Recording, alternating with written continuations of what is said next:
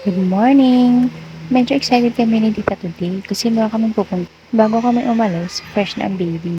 Dahil food ang bonding time namin ni Tita at may nakita kami dito sa tabi ng kalsada, sinubukan na namin to. Kami ng customer ngayon. Meron pa sila yung favorite kong side dish. At syempre, kimchi. Si Tita yung tagaluto, ako naman yung taga-refill ng side dish. Wala kasing customer dito at wala rin empleyado. Self-service lang dito. Megus po agad yung kimchi, yung rice, yung karne.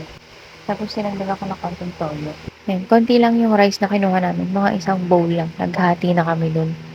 Para makadami kami ng karne at saka ng side dish. Pati na rin yung lettuce. At dahil nagpapatay kami ng oras, sinulit na namin yung kain namin dyan hanggang alas 4.